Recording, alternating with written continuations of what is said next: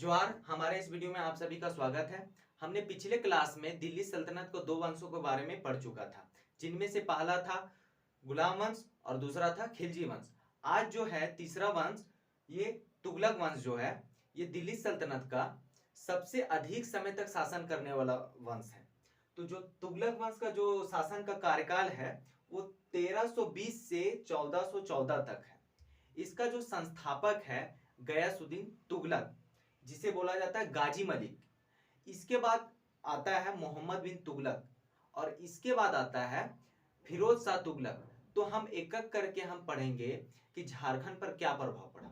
तो इसका जो संस्थापक है गाजी मलिक, तो सबसे पहले इसके बारे में हम जानते हैं। हम आपको बताए थे कि कुतुबुद्दीन मुबारक जो खिलजी था, यानी कि खिलजी वंश का अंतिम शासक, उसका क्या था, ये सेनापति गाजी मलिक। जब इसका जो राजा था कुतुबुद्दीन मुबारक खिलजी, जब इसका मृत्यु हो जाता है तब उसके बाद गाजी मलिक क्या बन जाता है, राजा बन जाता है। तब से तुगलक वंश का स्थापना हो जाता है। तो तुगलक वंश का संस्थापक हो गया गयासुद्दीन तुगलक, इसी को बोला जाता है गाजी मलिक। तो इसने क्या किया कि कृषि के लिए यानी खेती के लिए नहर निर्माण शुरुआत किया, यानी नहर का निर्माणों का शुरू कर दिया। तो अगर क्वेश्चन पूछे कि दिल्ली सल्तनत में सबसे अधिक नहर मतलब जाल किसने बिछाना शुरू किया नहरों का, तो हम लिखेंगे फिरोज शाह तुगलक। अगर पूछेगा कि शुरुआत किसने किया, तो हम लिखेंगे गयासुद्दीन तुगलक यानी गाजी मलिक। अब क्या होता है कि ये जो अब राजा महाराजा है तो अपना शासन साम्राज्य को विस्तार करना चाहेगा।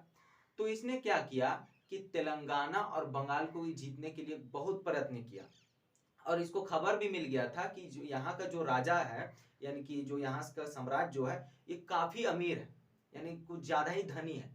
तो इसने क्या किया कि तेलंगाना को जीतने के लिए अपने एक सेनापति जिसका नाम था जौना खान, जौना खान को क्या किया, वहां पर भेजा।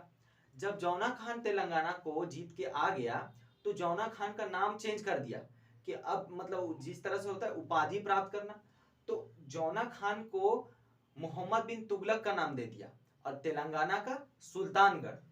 तो जब ये क्या हो गया, तेलंगाना को जीत लिया। अब बंगाल को क्या किया इसने कि ये बंगाल को जीतने के लिए स्वयं गया, और जब वहां पर गया तो ये देखा कि यहाँ तो अमीर कुछ है ही नहीं, यानी कि यहाँ पर कुछ धन दौलत है ही नहीं, तो यहाँ हम जीते क्या। तो ये क्या किया, सोचने लगा कि मेरा सेनापति होके तेलंगाना को जीत लिया और यहाँ तो बंगाल में हम कुछ कर ही नहीं पा रहे, मतलब कुछ है ही नहीं तो क्या ले जाए। तो इसने क्या किया, शर्म से बचने के लिए यहाँ पर एक धार्मिक गुरु थे निजामुद्दीन चिश्ती औलिया। वहां इनको क्या था कि पहले के राजाओं ने कुछ ज्यादा ही मतलब जमीन को दान में दिए थे। तो इन्होंने क्या सोचा कि अगर हम इनके जो दान किए गए जो जमीन है, अगर इसको अगर हम कब्जा कर लेते हैं तो मेरा इमेज क्या होगा, उस समय के हिसाब से कुछ ज्यादा ही बढ़ जाएगा। तो निजामुद्दीन जो चिश्ती औलिया जो थे धार्मिक गुरु, उनको खबर पहुंचाया गया कि आपके पास जितना भी जमीन है उनका लेखा जोखा आप तैयार करके रहिए, हम बंगाल से रिटर्न आते हुए हम क्या करेंगे, आपके पूरा कब्जा कर लेंगे आपके जमीन को। तो निजामुद्दीन चिश्ती औलिया एक बार शुरू में, पहले आपको हम बताए थे कि पहले के राजाओं को जब उनको दबाव डाला गया तो उस समय बोले थे कि हमारे घर में 1000 दरवाजा है, आप एक से आइएगा तो हम दूसरा से निकल जाएंगे। लेकिन यहाँ पर क्या बोलते हैं गयासुद्दीन तुगलक में कि दिल्ली अभी दूर है। यानी धार्मिक गुरु क्या होते हैं कि बोलते थे कुछ है, जिस तरह से कवि होता है, तो इनको क्या कहा जाता है कि श्राप दे दिए कि आप दिल्ली नहीं पहुंच पाइएगा, दिल्ली अभी दूर है। तो इनका जो सेनापति जो था गयासुद्दीन तुगलक का जो सेनापति था जौना खान, तो इसने क्या किया कि जब बंगाल से ये जब रिटर्न आ रहा था, उस समय तो रेलगाड़ी नहीं था कि एक दिन में आ जाएगा, तो यहाँ पर दिल्ली के पास एक अफगानपुर है, स्थान का नाम है, तो वहां विश्राम करने के लिए एक लकड़ी का महल बना है।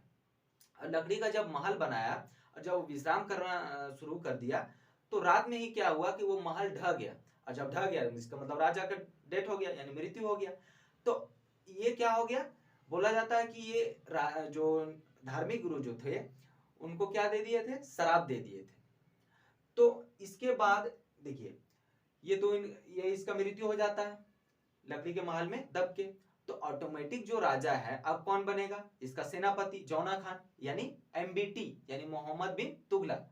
तो इसके बाद आता है मोहम्मद बिन तुगलक और इसके बाद आएगा फिरोज शाह तुगलक और ये जो तुगलक वंश है ये समाप्त हो जाता है। अब हमको मेन क्या देखना था कि झारखंड पर क्या प्रभाव पड़ा। तो जो इस समय जो गयासुद्दीन जो तुगलक है इसमें झारखंड पर प्रभाव नहीं पड़ता। क्यों नहीं पड़ता, क्योंकि जो यह बंगाल था ये तो इसके अनुसार गरीब था, तो ये रिटर्न चल गया था, इसलिए इस पर कोई प्रभाव नहीं पड़ा था। और यहाँ पर जो यहाँ झारखंड में क्या था कि यहाँ के जो प्रतापी शासक जो था हरिकर्ण नागवंश था, तो ये क्या था और इस कारण से भी यहाँ पर झारखंड पर कोई प्रभाव नहीं पड़ा। तो ये हो गया। अब इसके बाद हम अगले क्लास में सीखेंगे कि मोहम्मद बिन तुगलक में झारखंड की स्थिति क्या थी, उस पर क्या प्रभाव पड़ा। तो आप सभी को वीडियो देखने के लिए बहुत बहुत धन्यवाद। जय हिंद।